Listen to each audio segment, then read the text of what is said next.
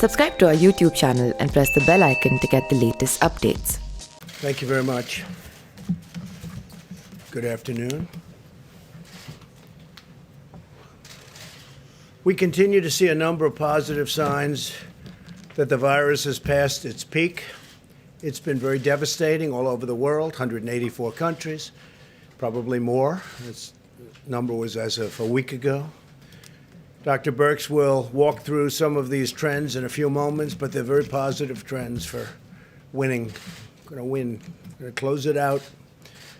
While we mourn the tragic loss of life, and you can't mourn it any stronger than we're mourning it, the United States has produced dramatically better health outcomes than any other country, with a possible exception of Germany, and I think we're as good or better. On a per capita basis, remember that, on a per capita basis, our mortality rate is far lower than other nations of Western Europe, with the lone exception of possibly Germany. This includes the UK, Switzerland, Belgium, the Netherlands, Italy, France. Spain, for example, has a mortality rate that is nearly 4 times that of the United States. But you don't hear that. You hear we have more death. But we're a much bigger country than any of those countries, by far. So when the fake news gets out there and they start talking about the United States as number one, but we're not number one, China's number one, just so you understand. China's number one by a lot. It's not even close. They're way ahead of us in terms of death. It's not even close. You know it. I know it. They know it. But you don't want to report it. Why? You'll have to explain that. Someday I'll explain it. Since we released the guidelines to open up America again, and this was 2 days ago, a number of states led by both Democrat and Republican governors have announced concrete steps to begin a safe, gradual, and phased opening. Texas and Vermont will allow certain businesses to open on Monday while still requiring appropriate social distancing precautions. And I can tell you the governor of Texas, Greg Abbott, he knows what he's doing. He's a great governor. He knows exactly what he's doing. Montana will begin lifting restrictions on Friday. Ohio, North Dakota, and Idaho have advised non-essential businesses to prepare for a phased opening starting May 1st. Throughout this crisis, my administration has taken unprecedented actions to rush economic relief to our citizens.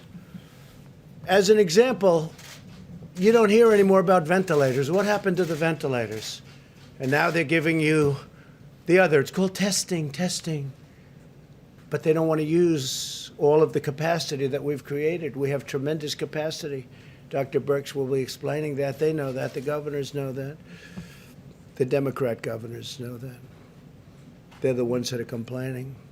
Through the Paycheck Protection Program, we've already processed nearly $350 billion to 1.6 million small businesses across the nation to keep American workers on the payroll. So we're asking the Democrats to get it done. This should be bipartisan. This should be a 100% vote. And it's really been incredible. The $350 billion that's been approved is so popular, and it's keeping businesses open. They'll be open, hopefully forever. Our swift action is directly supporting 30 million American jobs. Amy Wright from North Carolina, as an example, said the program is a game changer for her and her family. It's coffee shops. And she has 120 employees, many of whom have developmental and intellectual disabilities.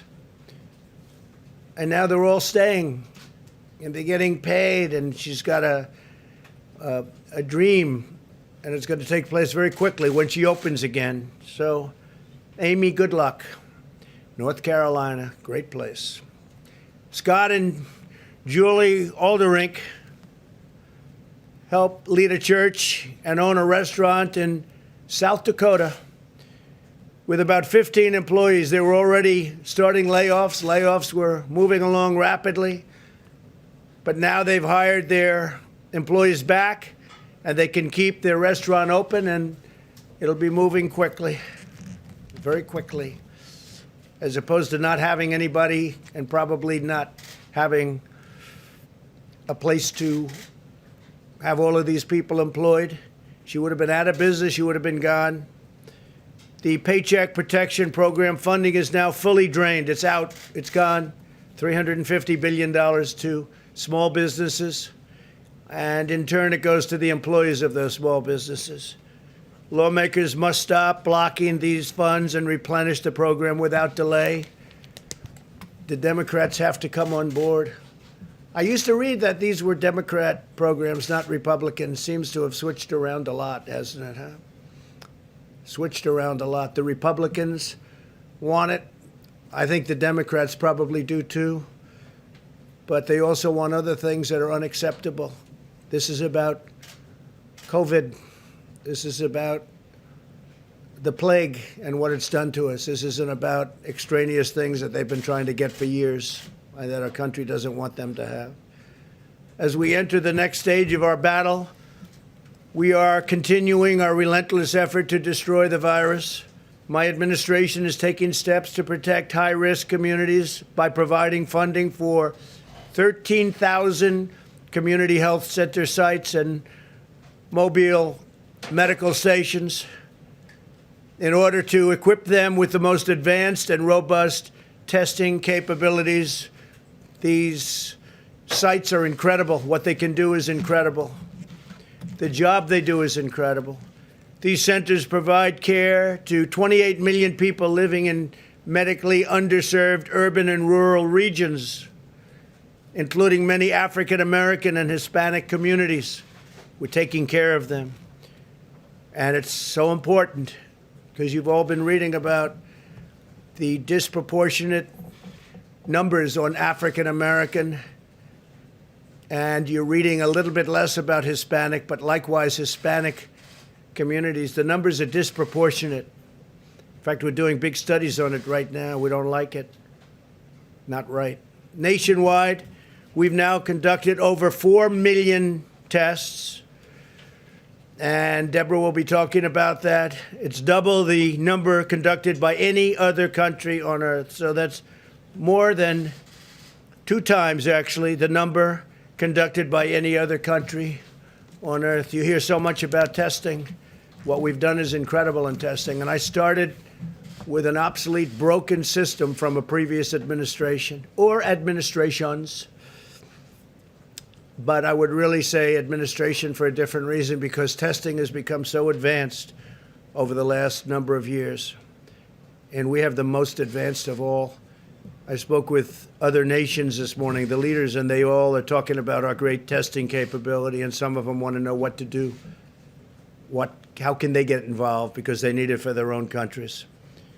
In Louisiana, Massachusetts, Rhode Island, New York, and other hotspots, we have also tested more people per capita, by far, than Italy, Spain, Germany, France, and the United Kingdom, and all other major countries. So think of that. In New York, for instance, per capita testing is 6% higher than in Singapore. In fact, there's a typo. It's 67% higher. There's a big difference. I'd say there's a big difference between 6% and 60%. I was looking, I said, 6% doesn't look too good. It's 67%. Good job out there. Higher than Singapore, 64% higher than South Korea, and 47% higher than Australia. So it's 67% higher than Singapore, which is a very advanced place in terms of what they're doing. My administration has also been speaking frequently with many of the governors to help them find and unlock the vast unused testing capacity that exists in their states. Dr. Birx discussed yesterday the commercial and academic laboratories in the states have tremendous unused capability, which they can use. The governor should use it. Tremendous unused capability. They're waiting for business from these governors that Some of them complain. I must tell you, for the most part, we're getting along great with them, but some of them like to complain. But I still go back, because the hardest thing of all, by far, by a factor of 20, is the ventilators. And now we're the king of ventilators. We have ventilators. We're going to be helping other countries very soon. We're going to be helping Mexico. I spoke with the president of Mexico. He's great guy. And I told him we're going to be helping him. They desperately in Mexico need ventilators, and I told him we're going to be helping him very substantially. We're in a position to do that. We're building now thousands a week, and they're coming in rapidly, and they're very, very high quality. But we're also helping governors to develop strategies to smartly deploy their testing capacity to protect vulnerable and underserved populations while getting Americans at lower risk safely back to work. So again, we have tremendous testing capacity. Now, a lot of people like the Abbott test that we came up with. Abbott, it's a brand new technology, brand new test. It's great. It's 5 minutes, boom, you put it in. And we're making thousands of machines. Abbott is making thousands and thousands of machines, but not everybody's going to get that one, but they're going to get others. We have numerous platforms, which we'll talk about in a minute. Unfortunately, some partisan voices are attempting to politicize the issue of testing, which they shouldn't be doing, because I inherited broken junk, just as they did with ventilators, where we had virtually none, and the hospitals were empty. For the most part, the hospitals didn't have ventilators. We had to take care of the whole country, and we did a job, the likes of which nobody. We assembled an army of young, brilliant people. For the most part, young, a couple of older ones. But for the most part, they were young, brilliant geniuses that did a job like nobody would believe. I wish you could have seen it. Round the clock. And now the rest of the world's coming to us asking if we could help them with ventilators, because they're very complicated, very expensive. They're very hard to build. And we have them coming in by the thousands. But you don't hear that from even the governors. Nobody's complaining about ventilators. And if there was a surge, we could have ventilators to them within hours, because we haven't stockpiled almost 10,000 ventilators. You don't hear about hospital beds. When I first started, everyone was talking, oh, hospital beds, hospital beds. The governor of New York correctly asked me for hospital beds, and we got the Army Corps of Engineers out, and they built them. He needed them. I mean, I know he said that we were projecting. We're not projecting New York. We're listening to the governors. He wanted them. He needed them, and we gave him thousands of beds. In Javits Center, we brought the ship. Then the ship, we had it converted to a COVID-19, and that was a big deal, by the way, because of ventilation and all the things we had to do, but we did. And fortunately for him and for us, all of us, they haven't used either one very much because the numbers have gone down significantly, but it was there, and it was built, and it was beautiful. 2,900 beds. It was incredible what they did. They did it in a matter of a few days. But unfortunately, and it was very good, the relationship was very good. And I'm frankly glad they don't need them, but they were there. Louisiana, the same thing. I think the governor, Democrat, good guy. And he will, I think, tell you a story that we had more than enough. And I said, well, we're supposed to build one more. I called him. I said, you know, if we don't have to build this hospital, it was an additional anywhere from 500 to 1,000 beds. If you don't need it, would it be possible that we don't build it? Would like to build it someplace else, or not build it at all and save money, which is okay for government too. Use it someplace else. And he called me back the next day and he said, sir, we don't need it. I said, that's great that you say that. I appreciate it. And he didn't need it. But we were ready to go. We took good care of Louisiana. We took good care of Michigan. We took good care of every place. We didn't miss a trick.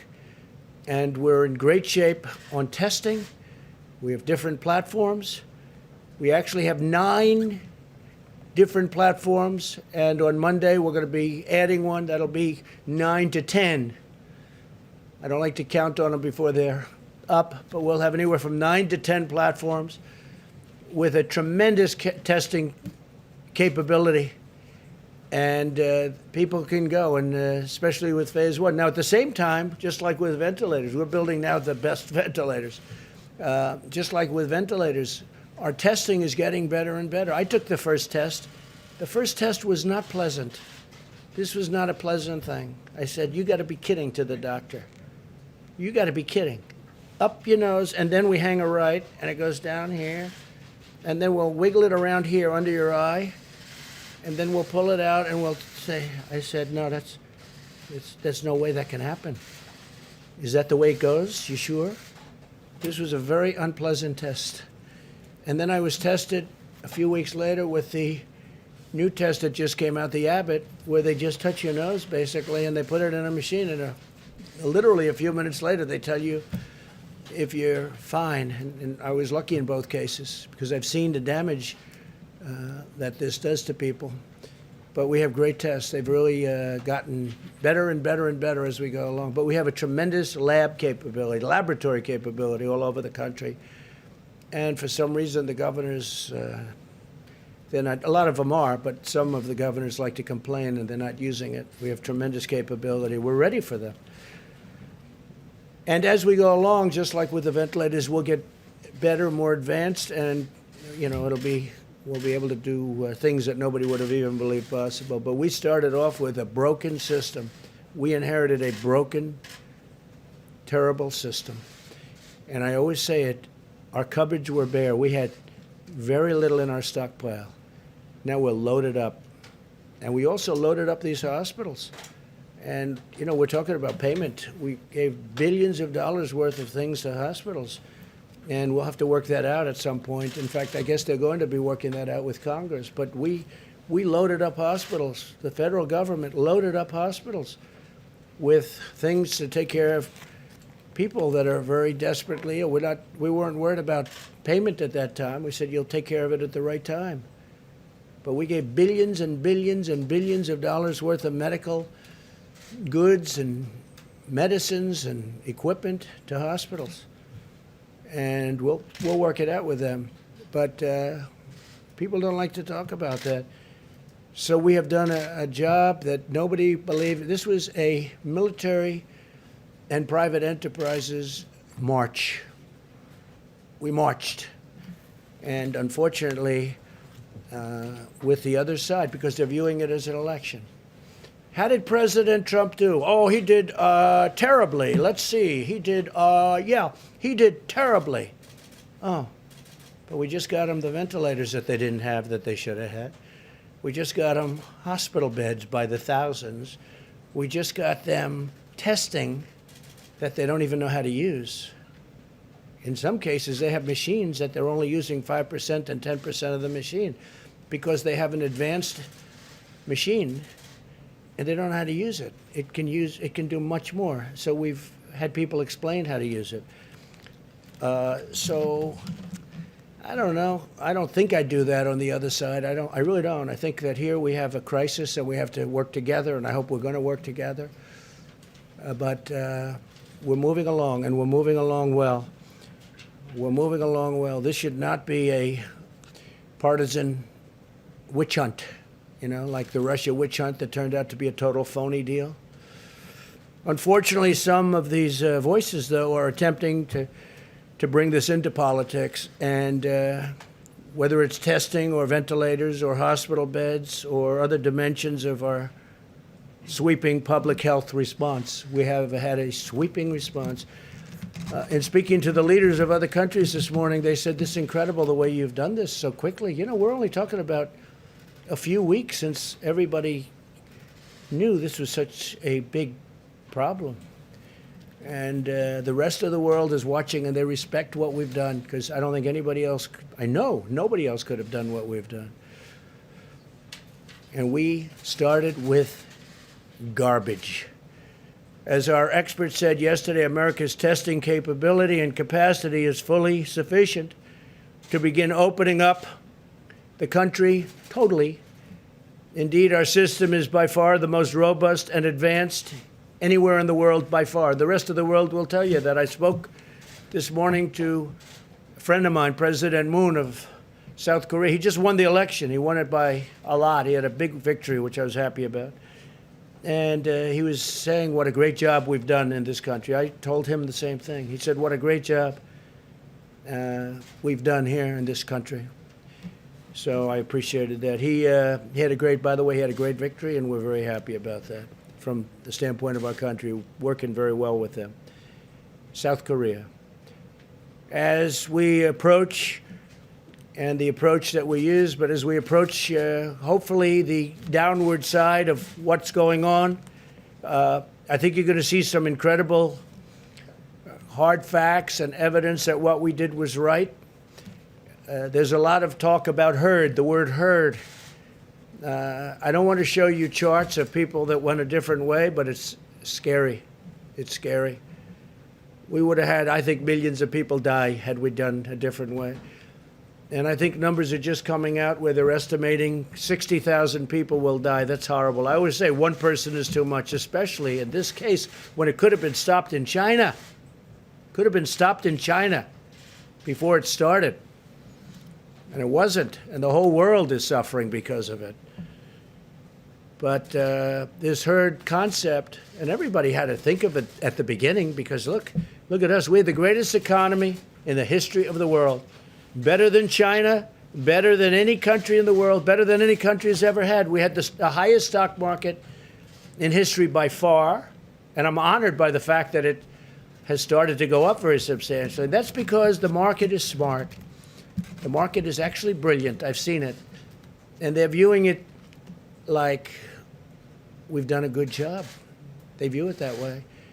Because if you would have told me that we're at 24,000 or beyond, and the highest we were ever was, we never hit 30. We were getting close to 30. So let's say around 29,000, we're at 24. We were heading down. I would start to say, oh, wow, we may be heading into territory where I started. I didn't like that. Now we're way up. But if you would have said to me, with what we've gone through, not caused by our country or our people or not caused by certainly anybody within our country, but if you would have said that after going through this horrible plague, that we'd have a stock market that's much, much higher than when I started, much higher than where I started. And I think I think we have tremendous momentum. We have a big election coming up, but I think we have tremendous momentum. First, we get rid of the plague. And because of what we're doing with the PPP, what we're doing with the paycheck, as we call it, I think we have a chance to have these companies get back to action quickly. But our approach to testing is based on facts, data, and very hard evidence, not partisan agendas or coordinated political talking points. Mike Pence, who's a phenomenal guy, is making the commencement address right now at the Air Force Academy, where they're being very politically correct. Everyone's standing not 6 feet, but 10 feet apart, okay? And it's very different. I made that speech last year. I'm going to West Point. I think they're changing the date to June 13th because of what's going on in New York. They're moving it to June 13th, West Point. So I'm doing that commencement speech, and they're going to have, sad, but it's a big start. They're going to have the cadets. They may not have the parents, but they're going to have the cadets. The parents are so proud of them. I know at the Air Force Academy, where Mike is speaking right now, they don't have the parents. They have the cadets. They're very, very widespread. And you talk about social distancing. I mean, they are really spread. I looked at it. They're using 10 feet. So he's doing that. But they're having it. It's very important to have it. And that's a great thing. That's a great thing. That's a big start. So he's there right now. And I will tell you, he's a gentleman, Mike Pence, a real gentleman. And the Democrat senators requested a phone call with him yesterday. And I think they had, for the most part, all of them on, like approximately 47. I heard it was just about all of them, whatever it might be. I don't want to be wrong by 1 or 2 or 10 and have the press say, he lied, that he told a lie. Terrible, terrible. Whatever it was, but they have 47, and I guess most of them were on. I heard they were so rude. I used a term today. I said rude and nasty, but I heard they were so rude. No matter what he said, which was all very positive in terms of winning, this battle against the invisible enemy. No matter what he said, they were fresh, they were nasty, and it was, I heard, just a terrible thing. And I said, Mike, that's politics. That's what it is.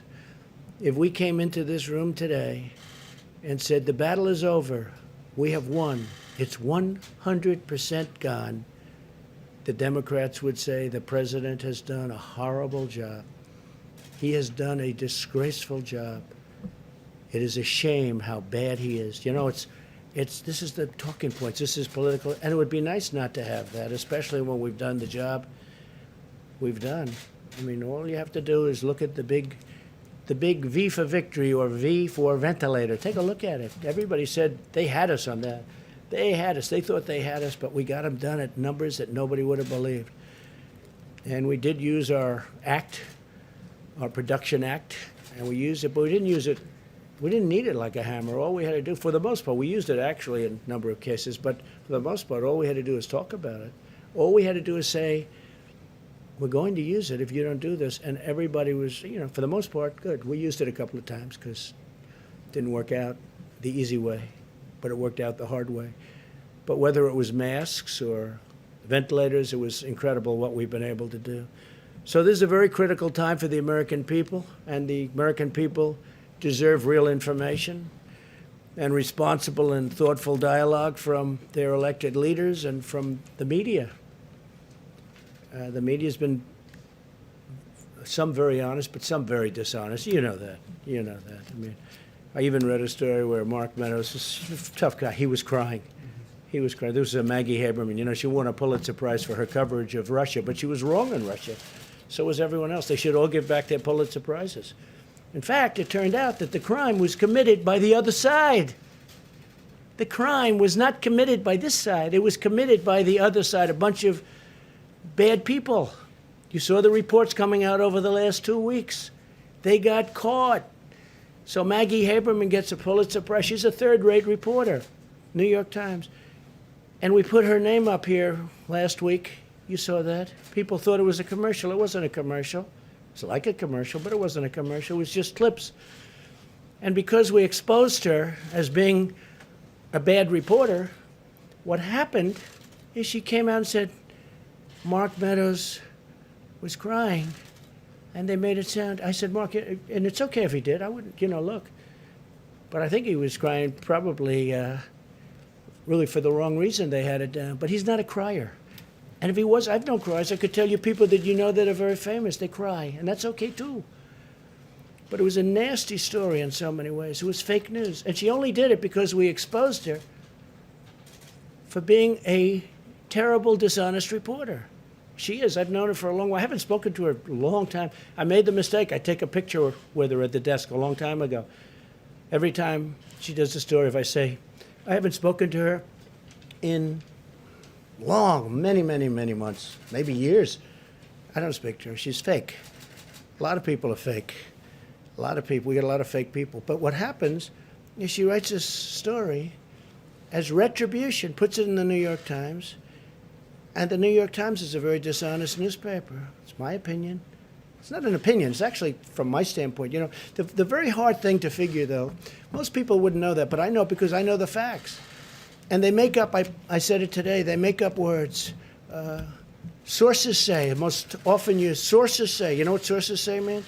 Sources say means they have nobody, and they make it up, okay? And they have a few other type statements that mean the same thing. But sources say is the most often used expression in the Washington Post, New York Times especially, CNN, fake news, CNN. They should really be mandated, and I mean mandated, to use a name.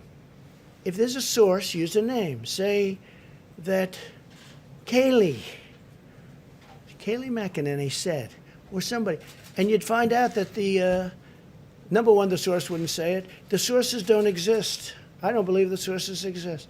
And I try and tell this, you know, the beautiful thing about doing these conferences is that we have tremendous numbers of viewers, and I'm able to reach the viewers without having to go through fake news where they make a good story into a bad story.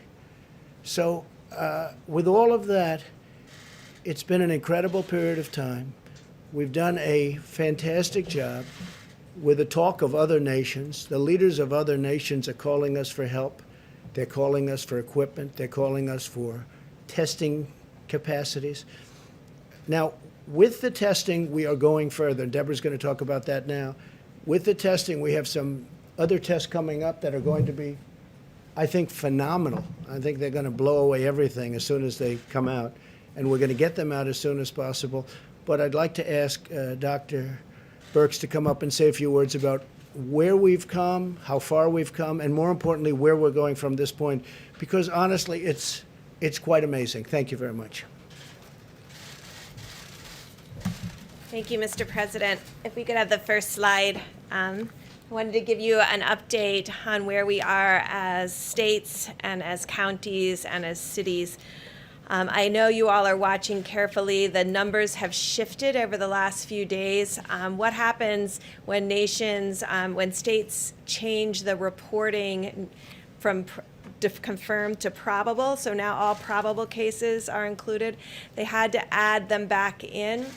Even though the cases may have been from March, they were added over 14th, 15th, and 16th of April, and states may continue to be adding them. Eventually, we're hoping that those get accounted for on the day when the presumptive cases or the probable cases were counted, but right now they're added in one fell swoop. So this is New York and New Jersey, and I think we all know how difficult and what a difficult time both New York and New Jersey have had. I call your attention to the axis. It goes up to 250,000 cases, so you can get a frame of how we're talking about some of the other metro areas. Next slide.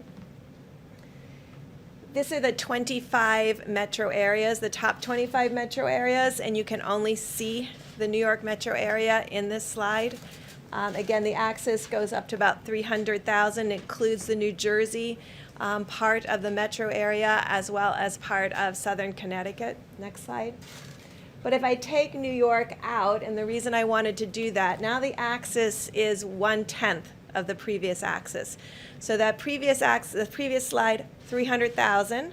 This slide, 30,000. So that will give you a frame of reference for some of these other metros. The reason I wanted to show you this is cumulative cases, and we are still tracking very closely the issues in Chicago and Boston. But on this slide, I hope you can see the yellow line. That is Detroit. And Detroit and this mayor of Detroit has really done an extraordinary job, and the people of Detroit have done an extraordinary job with their social distancing. The other line I want to call your attention to is the line here. This is New Orleans. And I think, frankly, I was concerned about New Orleans because they had a lot of pre-existing comorbidities. They have 2 or 3 major hospitals, but cover a very large area of geographic area. And that other blue line that you can see that's down right here,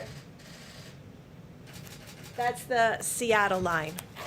And you can see that their response, because of the nursing home alert, they were one of the first states and the first metro areas to really move to social distancing. And so they've really never had a peak like many of the other metros. Next slide. And then I just want to take you through some of these new case graphics. That was cumulative cases. This is daily cases. And obviously there's a lot of variability in reporting, but you get a sense over time when you look at daily cases. So New Orleans is on panel on your left and Baton Rouge on your right. But you can see clearly New Orleans about a month ago, very low levels, probably less than 50 cases, large peak and spike around the beginning of April, and they have come down. And they have down to very few cases. Again, I showed you before how both their syndromic cases have come down as well as their actual number of cases. Next slide. This is Seattle. So you can see they had a much lower peak.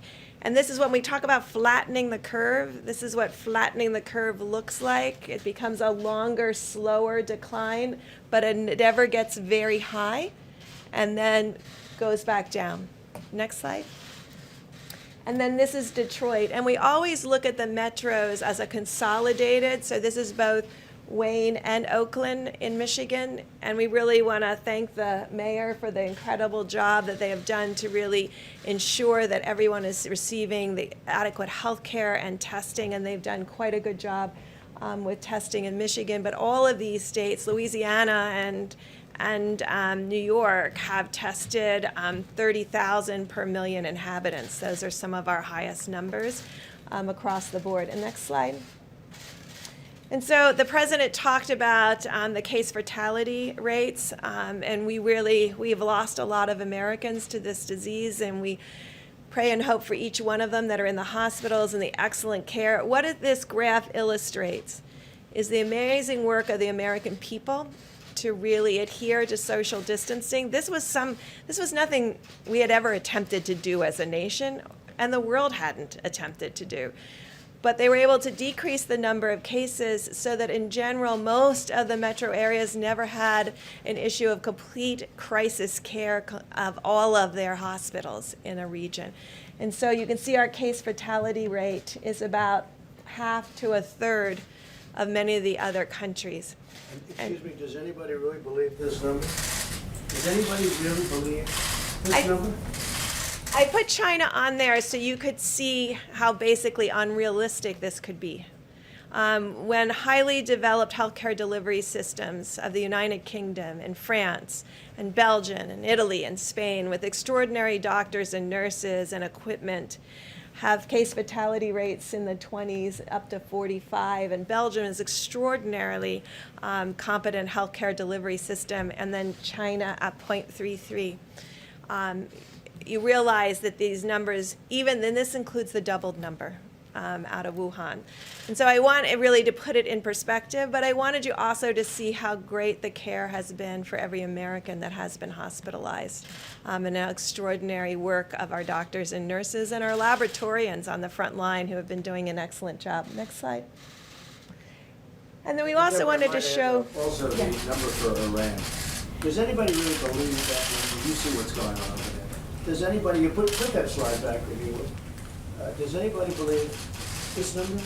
Does anybody believe this number?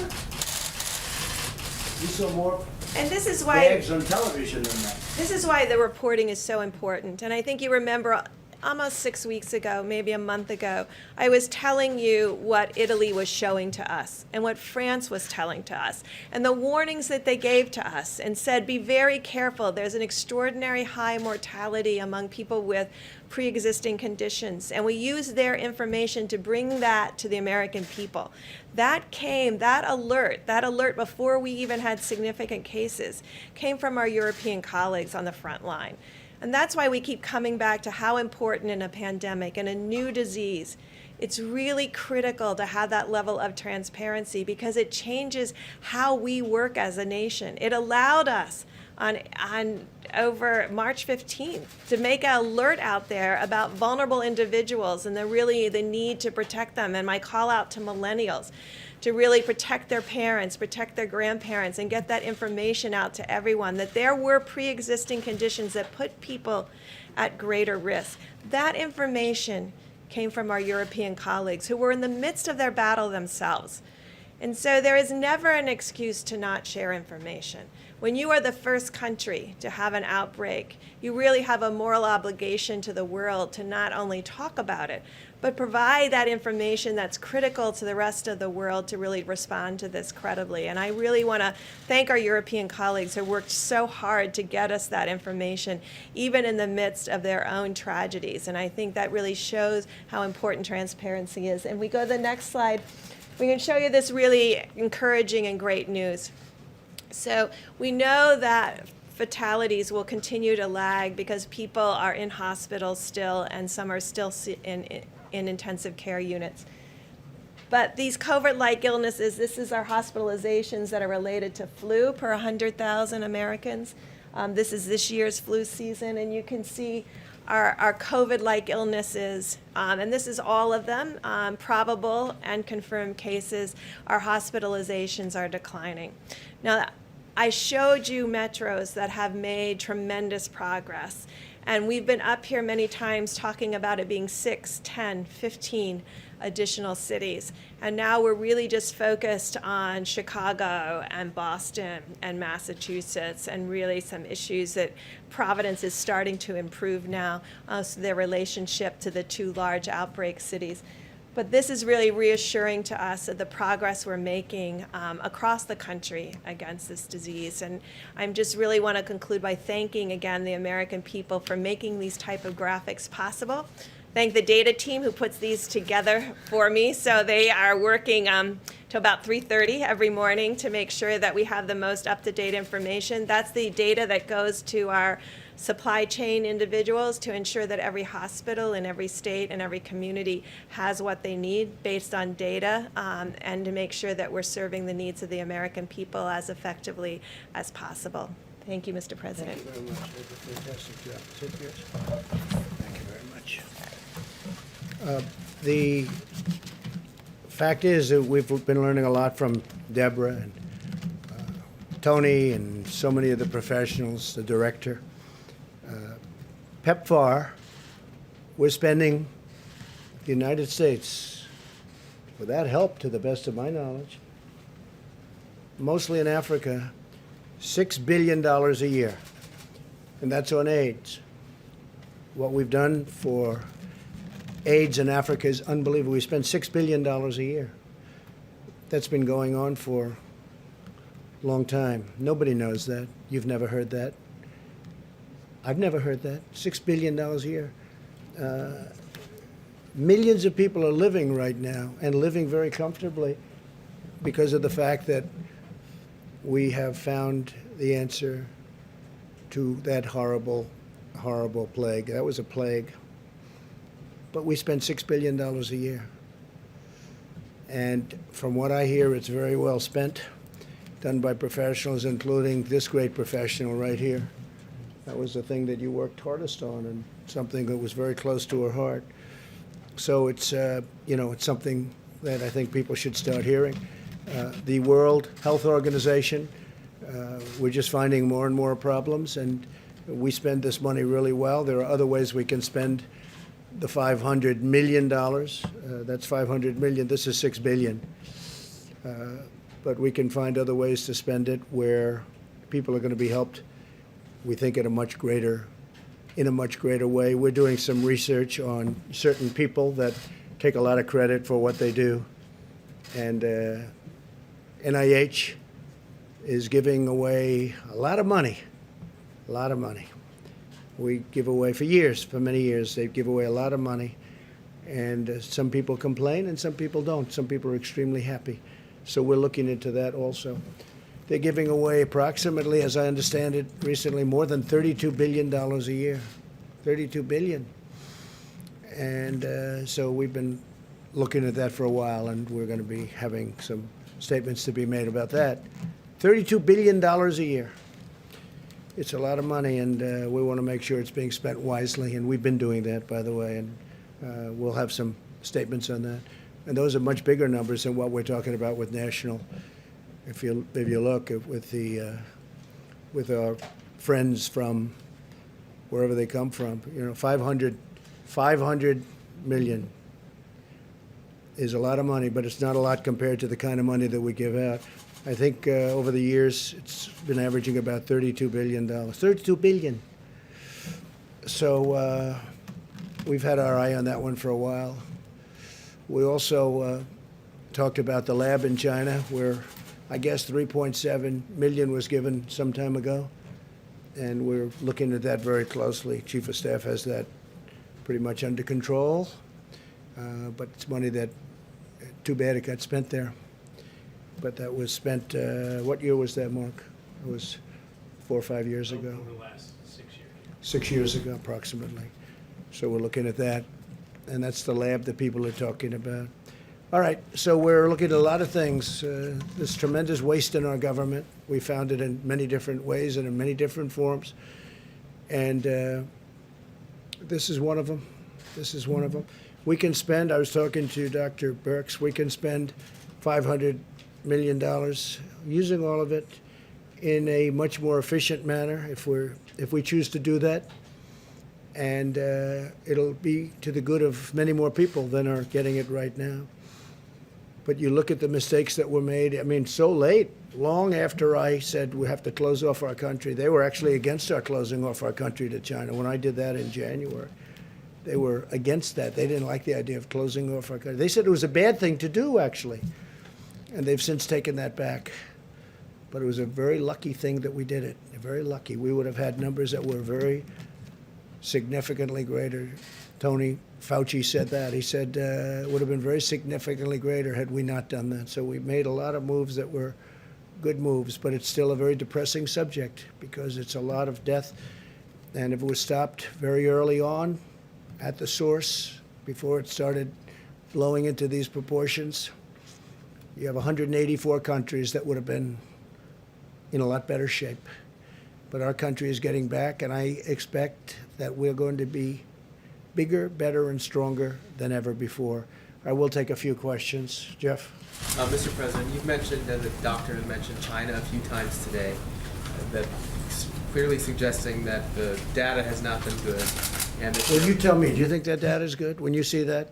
Do you think that's correct, okay? Do you honestly believe that's correct? pretty dramatic contrast. So my question for Dramatic? you, Yeah, that's dramatic. So my question for you, sir, is Why didn't the press, why didn't you people figure that out, though?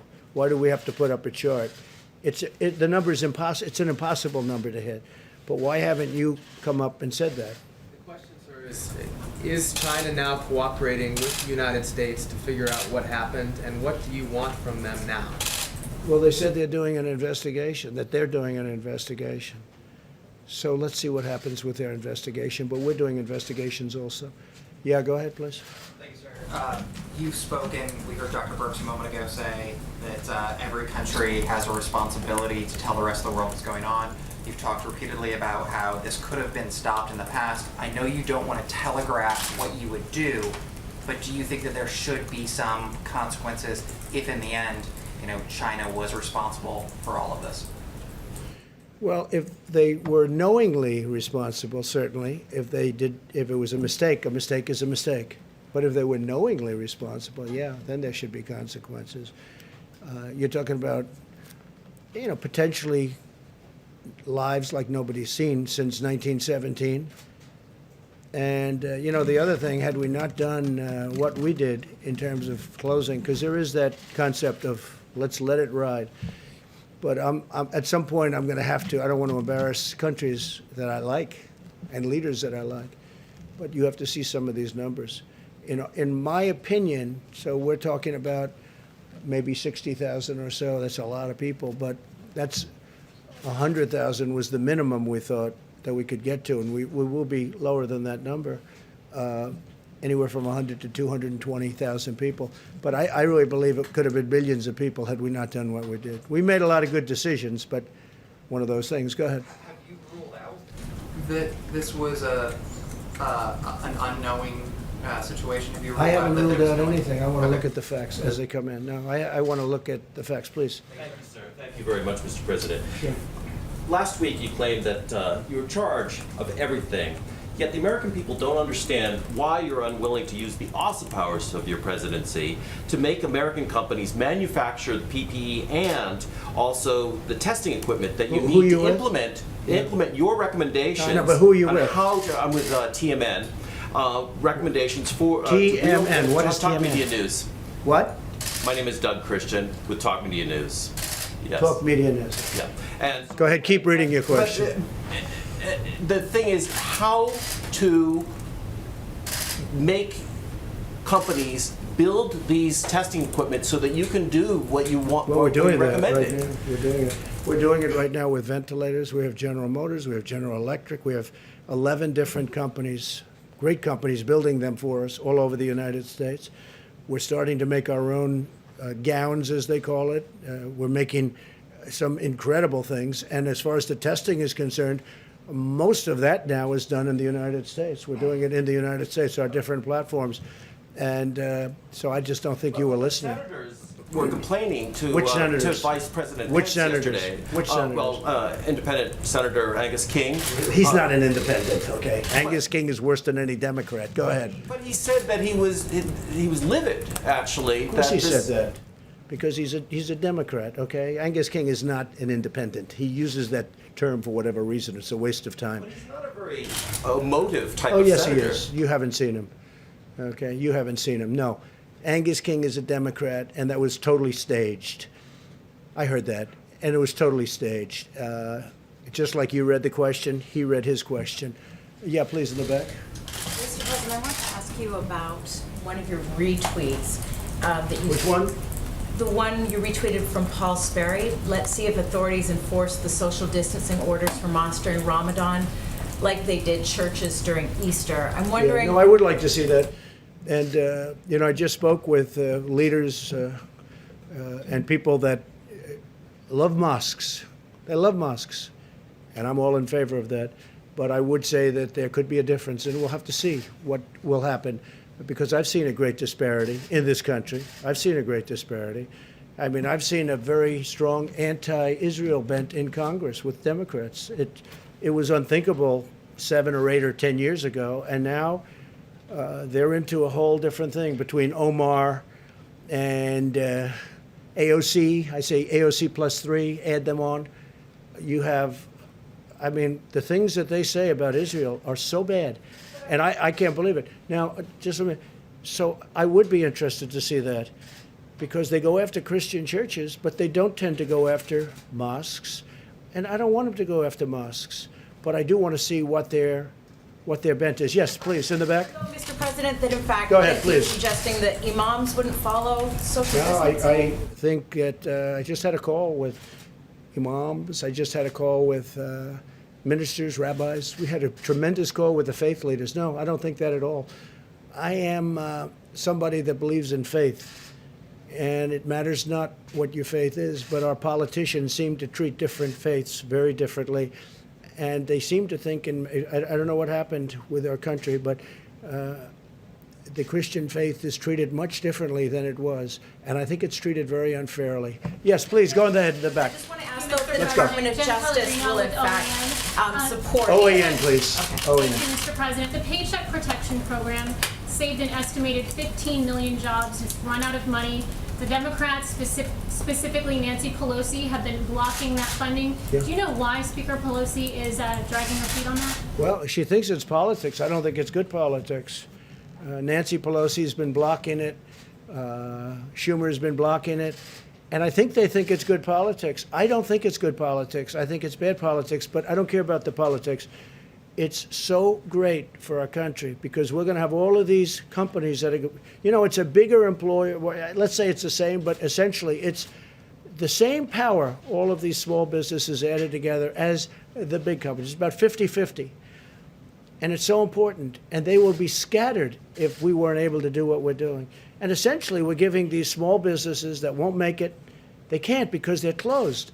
We're giving them money to take care of their employees, so when we open, they can get back into business. It's been a very popular plan, even with Democrats. I think it basically passed unanimously twice, the first section, which is $350 billion. So we're trying to get 250. Nancy Pelosi is blocking it. She sits in her house in San Francisco, overlooking the ocean, and she doesn't want to come back. She doesn't want to come back. She doesn't want to come back to D.C. She's got to get back and get this thing approved. It's very important. Please, go ahead. Dr. Birx, if I may, you again praised the American people for doing their bit over the past few weeks. But what goes through your mind when you see photographs of crowded beaches in Florida? Is that a concern for when we start seeing some of these restrictions being lifted? Well, as I described, we go metro by metro, county by county, and so I'd have to link that with a specific county and look at their case rates. I believe the governor and the public health system that Florida has, they have some of the best county public health individuals I have ever had to deal with. They are amazing because I had to work with them under HIV/AIDS. So if the county health directors believe that that's appropriate for their county, then I'm not going to second judge an individual's approach to this because I can't see into every single county and load the low rates. I can just see there's no cases. So I don't know if that's a county with very small cases or not, but I think their county health official would know. And many of the counties, as you know, are really free of this horrible enemy. So we're opening up. You'll be seeing a lot of this country start to open up fairly quickly. Yes, please. Thank you, Mr. President. You mentioned the importance of social distancing, but for example, Stephen Moore, someone you appointed to your Open the Country task force, is organizing a protest in Wisconsin, but aren't they in a sense protesting your very own guidelines? Well, we have a flexibility. I didn't see what Stephen said. I can tell you he's a very good economist. He's been calling shots right. He said we need to be the Rosa Parks of government injustices. Well, there is a lot of injustice. When you look at Virginia, where they want to take your guns away, if they want to violate your Second Amendment, when you look at, look, I'm getting along very nicely with the governor of Michigan, but she has things, don't buy paint, don't buy roses, she's got all these crazy things. I really believe somebody sitting in their boat in a lake should be okay. They shouldn't arrest people. Some of them are being unreasonable. I really believe that. They're being unreasonable. But I think Virginia is a great case, though, because they're using this. They're trying to take your guns away in Virginia. And if people in Virginia aren't careful, that's what's going to happen to them. So, yeah, I could see where he's coming from. I think it's a strong statement, because hopefully this will be over very soon for all of us.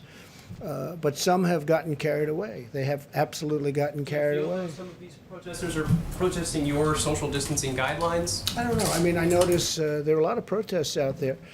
And I just think that some of the governors have gotten carried away. You have a lot of people that don't have to be told to do what they're doing. They've been really doing everything we've asked them. We have a few states where, frankly, I spoke to the governors, and I could have gotten them to do, if I wanted to do what would have been perhaps politically correct. But they've been doing incredibly anyway. And as one of them said, everybody's doing exactly the same. In fact, our record is better than states where they're under a mandate or, where they've agreed to do certain things. Now, we have some great states out there. We have incredible people in our country. And for the most part, it's a strong statement, but I understand where he's coming from. And I think one of the greats would be one of the really important places that people really have to start looking at is what's going on in Virginia, because that's a mess with really a governor that's under siege anyway. Yeah, please. Yes, sir. No, with the beautiful head of white hair. Go ahead. I'll tell you if I like his hair in about a minute after he asks the question. With the Wall Street Journal. On that point, though, does the tweeting about, in the case of Virginia, linking the Second Amendment to some of these issues about lifting some of these restrictions in these states, not potentially pose a concern for the governors and civil unrest and potentially in those cases? And I have a second question, too. Well, I think just for that question, I think that's an easy one. That's not even politics. We're entitled to a Second Amendment, and he's trying to take the Second Amendment, meaning that state is trying to take the Democrats in that state. The Republicans are fighting it. They're trying to take that Second Amendment right, that Second Amendment right away. To me, that's liberty. That's when I say liberate Virginia, I would say liberate Virginia when that kind of thing happens. And where does it all stop? So I think it's a very good analogy. Go ahead. Sure. Is this the right time to kind of bring in a Second Amendment issue? I think when they talk about taking your guns away, and if you notice, at the beginning of this pandemic, there were more guns sold, I think, than at almost any time in history. So it's obviously a big issue. And then you have them working and signing documents trying to take your Second Amendment away, essentially. So I do think it's an appropriate time to bring it up. Go ahead, second. This past week, after kind of an extraordinary slew of events from adversaries, North Korea, Russia, China, and Iran, all kind of pushing back on U.S. policy or toying with U.S. military forces, what's your message to some of these countries who may be trying to take advantage? I don't see it. No, I don't see it. We had a very good relationship with Russia. We worked on the oil deal together. I was with by telephone, King of Saudi Arabia and the President of Russia, Vladimir Putin. We worked out a deal on oil. That was a very important deal to them and to us and to Saudi Arabia. It was in a deadlock. You know it. You covered it very well. Actually, the Wall Street Journal covered that very well. I worked with Putin and with the king on that. And President Putin was a total gentleman, and it was very important to get that done. And the king was great. And we actually had to bring in Mexico because Mexico was a lone holdout, and they showed great flexibility. You know the story. No, I think we're doing fine. Yeah, sure. It's North Korea. I see they're testing short-range missiles, and been doing it a long time. I received a nice note from him recently. It was a nice note. I think we're doing fine. Look, if I wasn't elected, you would right now be at war with North Korea. Okay, I'll tell you for your people that don't understand the world and they don't understand how life works. If I wasn't elected, you would right now. Maybe the war would be over. Hopefully with a victory. But if you remember when I first came in, we didn't have ammunition. Not a good way to fight a war. President Obama left us no ammunition, okay? And he left us virtually no medical and ventilators. He left us, the cupboard was dry, right? The cupboard was dry. No, I think right now you'd be at war, essentially, in some form. Be over, it would be raging with North Korea if I weren't president. And we're doing just fine with North Korea, just fine. Let's see how it all ends up. In the meantime, they said, oh, Trump's given up. And then they said, oh, really, what's he given up? And they said, I don't know. Then they said, he met. Oh, I met. No, I have a good relationship with Kim Jong-un. That's not a bad thing to have a good relationship. Obama wanted a relationship. He wouldn't meet with Obama. Wouldn't meet with him. Okay, I have a good relationship with him. We met at the line. I stepped over the line the first time anything like that's ever. It's all good. It's good. But when they say, the stupid people, I call them stupid people, or the haters, they say, Trump's given up so much. Really? I've actually increased the sanctions. China's been very good on the border. In fact, right now, the border is stone cold closed between China and North Korea. Our relationship with China was good until they did this. Once we found out about this, look, we just made a trade deal with China. It's going to have to buy $250 billion a year in our product, $50 billion from the farmers, $40 to $50 billion from the farmers. The relationship was good when we were signing that, but then all of a sudden you hear about this. So it's a big difference. The question was asked, would you be angry at China? Well, the answer might very well be a very resounding yes, but it depends. Was it a mistake that got out of control, or was it done deliberately? Okay, there's a big difference between those two. In either event, they should have let us go in. We asked to go in very early, and they didn't want us in. I think they were embarrassed. I think they knew it was something bad, and I think they were embarrassed. But, no, I think we're doing very well. Well, so you said Russia, you said China, you said North Korea. Iran. When I came in, Iran was a terror. We had 82 points of fighting. We had 18 points of major confliction. The first week, I said, tell me about Iran. Sir, we have 18 points of confliction, meaning Yemen, Syria, all Iraq. They're going into Iraq all over the place. They're a much different nation right now. I stopped that horrible deal, and they want to talk, except that Kerry violated the Logan Act. He made the deal, and he doesn't want them to make a deal because I would have made a deal, in my opinion, except that John Kerry, who made the deal originally, which was a stupid deal to make, gave him $150 billion, gave him $1.8 billion in cash, in green. That would be more than this room 10 times with $100 bills. You could fill up this room 10 times with $100 bills, and it's not that small a room. And I say he violated the Logan Act. I think it was a major violation. I think we would have had a deal if it wasn't for John Kerry. But he doesn't want to be, number one, embarrassed. Number two, he said, let's wait till after the election. Maybe Sleepy Joe Biden's going to win. And if Sleepy Joe Biden wins, you'll own the United States. And China will own the United States. China's paid us, from the Wall Street Journal, hundreds of billions of dollars. Is that right? Tariffs. And we gave a lot of that money, a small percentage, but a lot of money to the farmers. And it kept the farmers going great. Right? But hundreds, we're getting tens of billions of dollars in tariffs. And by the way, for those of you that say, oh, we're paying, China devalued their currency in order to pay these. We didn't pay. China paid. They don't like to write that. They also added money into their system. So they paid for that. No, I think you have numerous countries waiting to see whether or not Sleepy Joe wins, because if Sleepy Joe won, they own our country. They will take our country. We had, go back 2 months, we had by far, and China was supposed to catch us. You know better than anybody, Wall Street Journal. For years I've heard, by 2019, China will catch us. There's only one problem. Trump got elected in 2016. That was a big difference. And we were going leaps and bounds above China. And before the problem with the plague, right?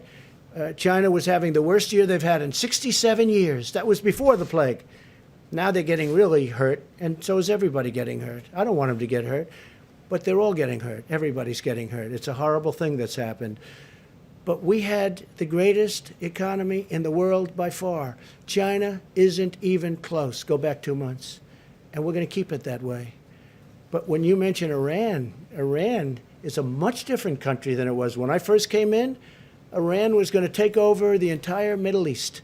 Right now, they just want to survive. They're having protests every week. They're loaded up with the plague, which I don't want. I've offered to help them if they want. If they need ventilators, which they do, I would send them ventilators. We have thousands of excess ventilators coming in, and here we have a stockpile of ventilators, and we're starting to send them so that hospitals can fill up their stockpile, which they should have. New York had a chance to get 16,000 ventilators, and they chose not to do it, and I understand that. It's a hard decision for a thing that may or may not happen. I fully understand that. I'm not even complaining about that. I'm only saying this. Iran was a terror when I came into office. Right now, they don't want to mess around with us. They don't want to mess around with us. Two things. North Korea, same sanctions we've always had, except more. We haven't given anything. I think you'll hopefully take that back to the Wall Street Journal because they really don't understand it. They really don't. And with Iran, I mean, that's a different country right now. And they want to make a deal. The only reason they don't, they're being shamed in because the guy that gave them the sweetheart didn't want to met with them many times. He should have never met with them. And in my opinion, he's telling them, don't wait. Maybe Trump will lose, and then you can negotiate with a patsy, with a weak guy, and you'll take over between you and Russia. Nobody's been tougher on Putin. He knows it better than anybody. Nobody's been tougher on Putin than me. Look at the sanctions. Look at what I did with their pipeline going into Europe. Nobody even knew about it. I exposed it. Now everybody talks about it. I think it's a terrible thing for Germany to do. But at the same time, I have a very good relationship with Putin, and I was able to make a deal with Russia and Saudi Arabia and OPEC Plus. They call it OPEC Plus. That's going to save us, Texas, North Dakota, Oklahoma, other states, energy states, going to save us hundreds of thousands of jobs. And in fact, your paper wrote an incredible editorial for a change that Trump made a great deal for our country. That was a nice thing. I was shocked to see it coming out of the Wall Street Journal. Thank you all very much. We'll see you tomorrow. Thank you.